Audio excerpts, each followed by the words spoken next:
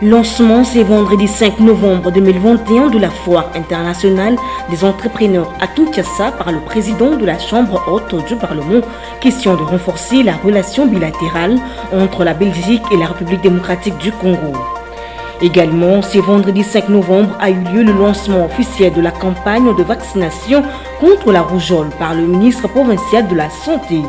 La vice-première ministre de l'Environnement, Eve Bazaïba, a déclaré au panel sur la COP26 que la République démocratique du Congo exige des moyens d'investissement durable pour la protection de ses ressources forestières.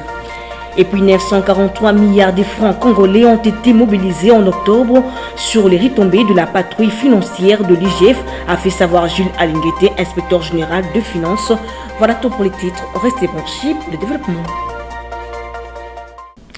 Nouvelle édition du journal sur la chaîne de l'éducation. Madame, Messieurs, bienvenue. Les partis politiques membres de l'Union sacrée de la nation étaient bel et bien présents sur les quelques grandes artères de la capitale congolaise pour ovationner le président de la République, Félix-Antoine Tshisekedi Tshilombo. Reportage de Souleymane Kalunga.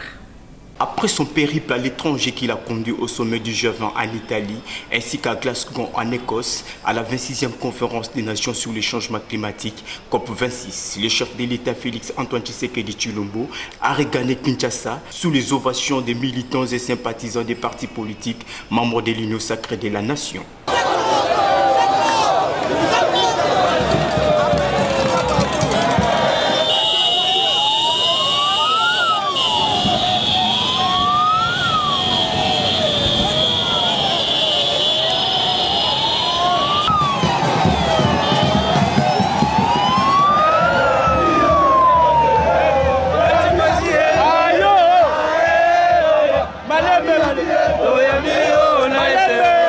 Au niveau des Kitambo Magasin et l'entrée de la cité de l'Union africaine, le cortège présidentiel a eu du mal à s'y frayer un chemin.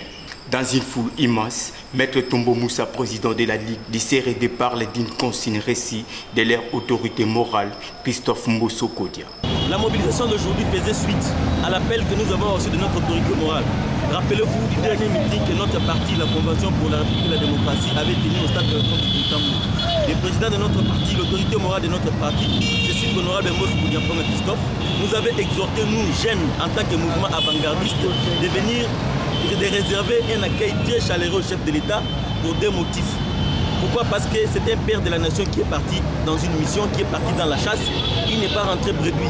C'est pourquoi nous, en tant que jeunes, qui autrefois nous étions caporalisés, aujourd'hui nous avons pris conscience, nous ne pouvons qu'appuyer de telles initiatives.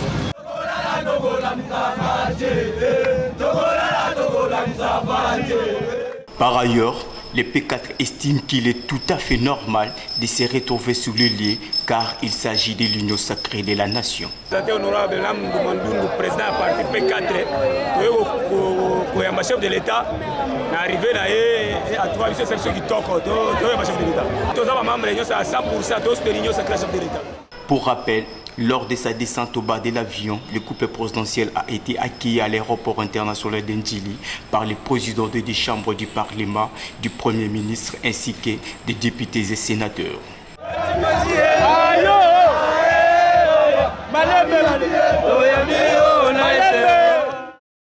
Comme annoncé dans les titres COP26, la République démocratique du Congo exige des moyens d'investissement durables pour la protection de ses ressources forestières. Cette déclaration est de la vice-première ministre de l'Environnement, Eve Bazaïba, au panel sur l'action financière en faveur des forêts. Suivez-la.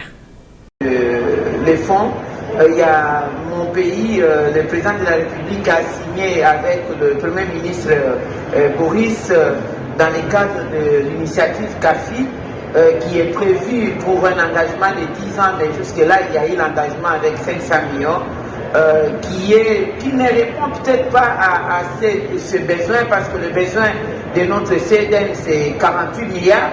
19% de ces fonds, c'est inconditionnel, il faut qu'il y ait des financements, et 2% c'est notre propre engagement, c'est ce que nous avons déjà commencé.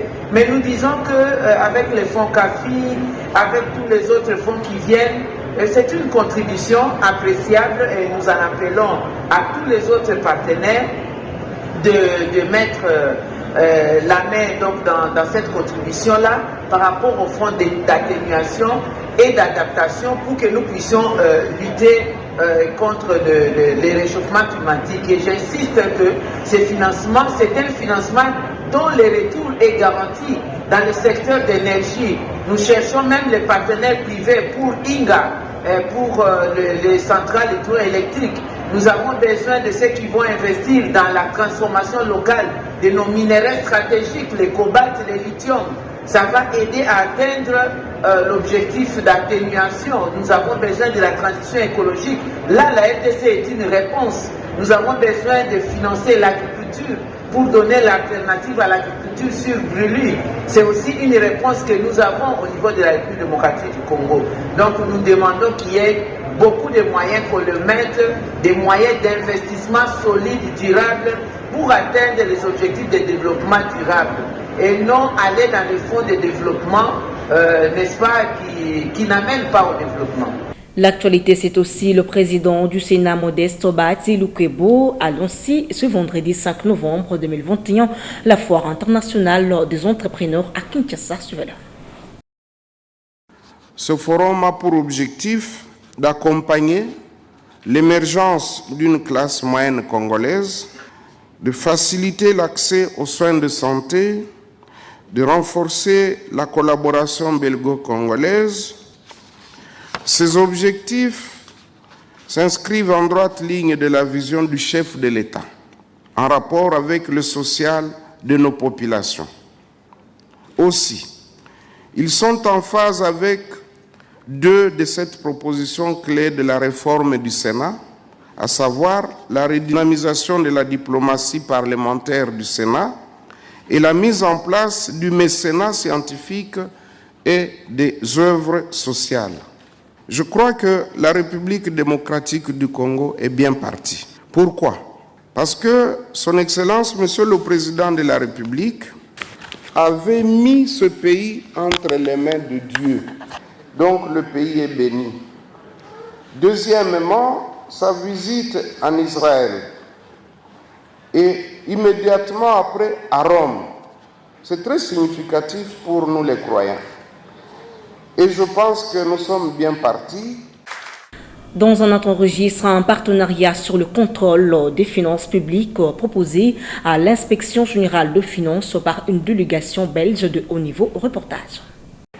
Dans le cadre de la coopération bilatérale entre la République démocratique du Congo et la Belgique, la direction de l'inspection générale des finances a reçu en audience ce vendredi 5 octobre la délégation d'une équipe de haut niveau belge conduite à sa tête par le représentant résident de l'Agence belge de développement Enabel qui est venu s'enquérir des stratégies mises en place par l'IGF pour obtenir les résultats palpables sur les recettes et les dépenses publiques.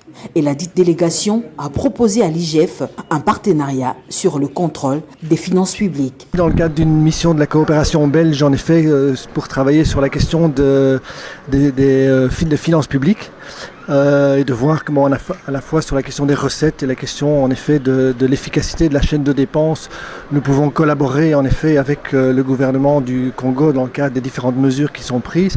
Et dans ce contexte-là, il était important pour nous de discuter avec l'inspection générale des finances et de voir en effet quels sont les domaines de collaboration possibles dans le cadre des activités de l'institution.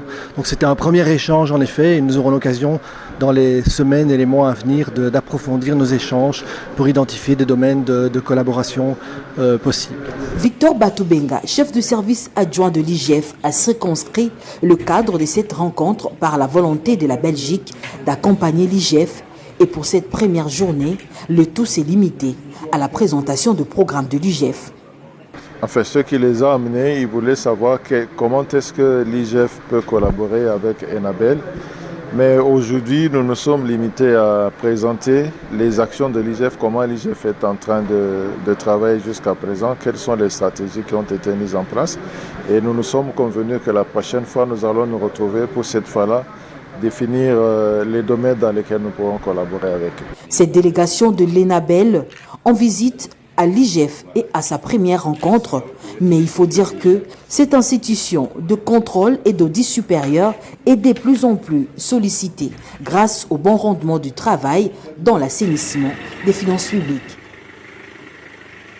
Dans le même registre, les retombées de la patrouille financière de l'UGF, 943 milliards de francs congolais mobilisés en octobre, soit 136% du taux d'exécution. Suivez les explications avec Jules Alinguete, inspecteur général des finances. Convoqué par son Excellence Monsieur le ministre des Finances et présidé par son Excellence Madame le vice-ministre des Finances. Il a été question de valider les réalisations des recettes pour le mois d'octobre 2021 et d'arrêter des stratégies de mobilisation pour le reste de l'année. Globalement, le ministère des Finances a validé pour le mois d'octobre 2021 des recettes publiques réalisées à la hauteur de 943 milliards de francs congolais, soit un taux de réalisation de 136% par rapport aux assignations budgétaires et un taux de réalisation de 116% par rapport au contrat de performance que son Excellence, Monsieur le ministre des Finances, a fait signer au régie. C'est pour dire, dans le cadre de la mobilisation des recettes, que toutes les régies financières ont fonctionné à temps plein et les taux de réalisation étaient au-delà des attentes du gouvernement. En ce qui concerne le deuxième volet, son Excellence Madame le vice-ministre des Finances a donné des orientations et des instructions que toutes les régies ainsi que l'inspection générale des finances devra appliquer pour le mois de novembre et le mois de décembre, afin de booster davantage le niveau de réalisation des recettes. Voilà de quoi s'il était question à la réunion d'aujourd'hui.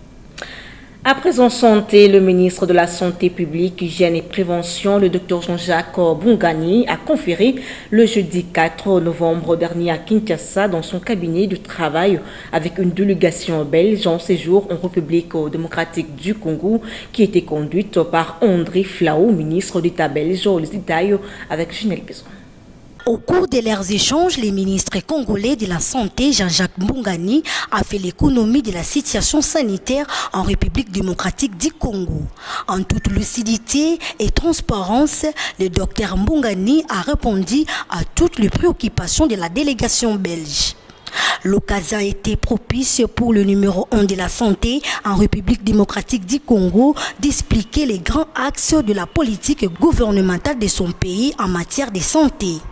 Il s'agit d'un engagement du gouvernement dont la quintessence se porte sur la mise en œuvre de la couverture santé universelle et la lutte efficace contre les épidémies et les endémies. À cela s'ajoute la réhabilitation des infrastructures médicales et les rééquipements ainsi que la croissance de 50% du taux d'approvisionnement en médicaments dans les hôpitaux publics. Au sortir de leurs échanges, le chef de la délégation belge est toujours rationnel actualiser les partenariats belges-RDC. L'objet, c'était un échange d'informations, mais surtout entendre de la voix du ministre et de ses collaborateurs les travaux qui sont faits et les plans qui sont envisagés pour finalement s'attaquer non seulement à la pandémie, mais aussi d'avoir cette vision globale sur l'organisation du système de santé dans votre pays, ainsi que la politique de prévention, la couverture universelle, toute une série de projets qui ont été énoncés par le président de la République et qui, ici, trouvent les artisans de la mise en œuvre de ces idées qui visent, à mon sens et à notre sens, ce qui est sans doute la première des priorités, à savoir la priorité de la santé. Parce que la santé pour les enfants, la santé pour les femmes, la prévention, si vous avez la santé, eh bien, effectivement, vous serez plus en état pour travailler, pour développer une activité. Donc c'est la première priorité. Donc ici, on se trouve sans doute à un endroit stratégique et le constat est que les choses sont bien prises en main et nous avons redit notre disponibilité pour être partenaire et venir en support si on nous le demande et si on peut le faire, mais pas pour imposer notre modèle parce que, comme ça a été très justement dit, très souvent, on impose les modèles, on impose des procédures énormes pendant que l'urgence est là. Et ici, je crois qu'on répond à l'urgence. Ça peut être en termes de formation, ça peut être en termes d'examen de législation qui existent peut-être dans nos pays et qui pourraient être un support. Mais on a appris par exemple, il y a tous ces projets de contrôle pour les médicaments. Il y a aussi les mutuelles de santé. C'est vrai que les mutuelles de santé chez nous ont été créées après la Deuxième Guerre mondiale. Et donc, ce qui est sans doute dans la logique, c'est qu'ici on observe ce qu'on a fait et qu'on retire ce qui est bon et qu'on ne commette pas les erreurs que nous avons commises. Il faut signaler que cette mission belge à Kinshasa s'inscrit dans le cadre du renforcement de la diplomatie parlementaire entre les deux États. Toujours santé à Kinshasa, le ministre provincial de la Santé a lancé officiellement, ce vendredi 5 novembre 2021, la campagne de vaccination contre la rougeole. Copain Koutoumissa nous en parle.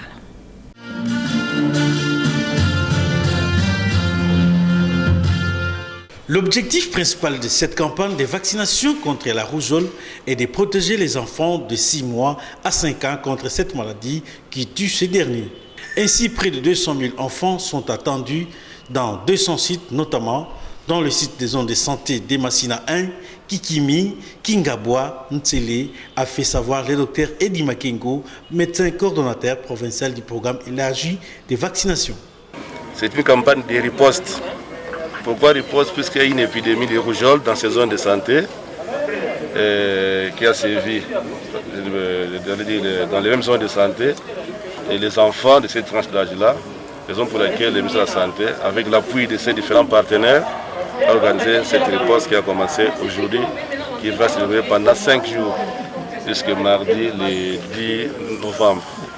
Dans l'ensemble, nous avons près de 200 sites dans les 5 zones de santé. Pratiquement dans tous les quartiers de ces zones de santé, il y a les sites de vaccination. Nous demandons aux parents d'accompagner les enfants de 6 à 59 mois vers les sites de vaccination pour se faire vacciner. Il faut noter que les vaccins contre la rougeole sera supplémenté en vitamine A et mébendazole. La rougeole tue, faisons vacciner nos enfants. Autre chose à présent, au cours d'un point de presse tenu ce vendredi 5 novembre 2021 à Kinshasa, le mouvement citoyen Lutte pour le changement exige la libération sans condition de leurs camarades détenus à l'ANER. Je vous propose à suivre leur déclaration au micro de Ginel Pezo, une fois de plus. Comment la fondation Denis Nyakeru Tshisekedi instrumentalise la justice et l'ANER pour persécuter des militants de la lucha. Depuis juin 2021, des militants de la lucha sont traqués par l'Agence nationale des renseignements ANER et la justice militaire à Goma. Après que le mouvement ait dénoncé publiquement le détournement d'une partie de l'aide de la fondation Denis Nyakeru au sinistré de l'éruption du volcan Nyiragongo et appelé à une enquête crédible. Ainsi, sur ordre de la fondation, nos camarades Parfait Mouani et Gisle Mouhiwa sont détenus sans procès et dans des conditions inhumaines à la prison centrale de Goma depuis le 6 juillet et le 22 août respectivement, tandis que le camarade Espoir Ngaloukie a été forcé de vivre à clandestinité. En revanche, aucune enquête judiciaire n'a encore été menée sur les dénonciations de détournement pour permettre à la lucha d'étayer ces allégations. Alors que nous attendions à coopérer avec la justice et même avec la fondation pour que les enquêtes similaires à celles menées à Rutshuru soient initiées et éventuellement les responsabilités établies dans le cas de Goma, la fondation s'est plutôt empressée d'accuser la lucha de diffamation, ça qui ait même eu un début d'enquête. Et le 8 juin 2021, à l'instigation de la fondation, une chasse à l'homme contre plusieurs militaires de la lucha par l'ANER et la justice militaire a commencé. La lucha soutient ces militants et demande une fixation urgente d'une audience pour qu'ils se défendent et pour que les juges constatent tout simplement les non-fondements des poursuites état donné qui ne sont pas auteurs des faits qui leur sont imputés. La lucha n'a jamais été contactée officiellement d'une quelconque manière pour qu'elle renseigne la justice au sujet des éléments à sa possession. Elle est prête à collaborer avec la justice dans l'enquête sur les accusations de détournement impliquant les responsables de la fondation à Goma et rappelle que c'est elle qui a été la première à demander l'implication de la justice. Par respect pour la justice et surtout du droit de la défense, la Lucha refuse de divulguer les éléments dont elle dispose sur la place publique. C'est à la justice d'établir les responsabilités des uns et des autres dans un procès contradictoire. Et puis en réaction sur l'affaire Atomato Bwana, déchu de ses fonctions de gouverneur du Congo central, Maître J.R. Chilombo, avocat au barreau de Kinshasa Matete, estime que les deux juridictions qui se sont prononcées sur la suite réservée à ces sujets ont tous dû le droit. Pour cette fin, je vous laisse suivre Maître J.R. Chilombo dans cet extrait choisi pour vous. Il convient de relever qu'en 2019, l'Assemblée provinciale du Congo central avait adopté une motion de censure contre le gouvernement provincial. 24 heures après, le gouverneur de province n'avait pas présenté sa démission comme le veut la loi. C'est dans cette perspective que le président de l'Assemblée provinciale avait saisi la Cour constitutionnelle pour solliciter l'interprétation en ce qui concerne la procédure de la destitution. Et la Cour constitutionnelle, en date du 29 mai 2020, avait rendu son arrêt pour estimer que les gouverneurs, conformément à la procédure, devraient déposer sa démission dans les 24 heures qui suivent la destitution. Le vice-premier ministre de l'Intérieur avait pris une décision pour communiquer au gouverneur la décision de sa destitution prise par l'Assemblée provinciale en 2019.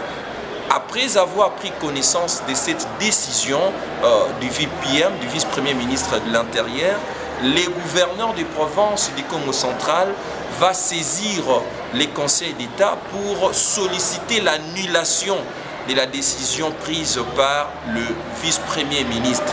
Et le conseil d'État va se prononcer en matière de référé suspension en guise de mesure provisoire pour ordonner la suspension des effets de la décision du vice-premier ministre en ce qui concerne l'intérim à la tête de la province du Congo central et la destitution, les conséquences de la destitution du gouverneur des provinces. C'est par voie d'ordonnance que le Conseil d'État a estimé qu'il y avait des indices sérieux de l'illégalité de la décision du vice-premier ministre. Et il convient de relever que l'ordonnance du Conseil d'État ne signifie pas que le Conseil d'État a statué sur les fonds du dossier pour lesquels il est saisi, notamment l'annulation de la décision prise par le vice-premier ministre. C'est juste une mesure provisoire. Et il n'y a pas d'amalgame entre l'arrêt de la Cour constitutionnelle qui concernait l'interprétation. Parce que la Cour n'a pas statué sur un litige, mais la Cour a été saisie pour donner son interprétation. Si on fait une analyse par analogie, on va considérer cette compétence comme une compétence consultative.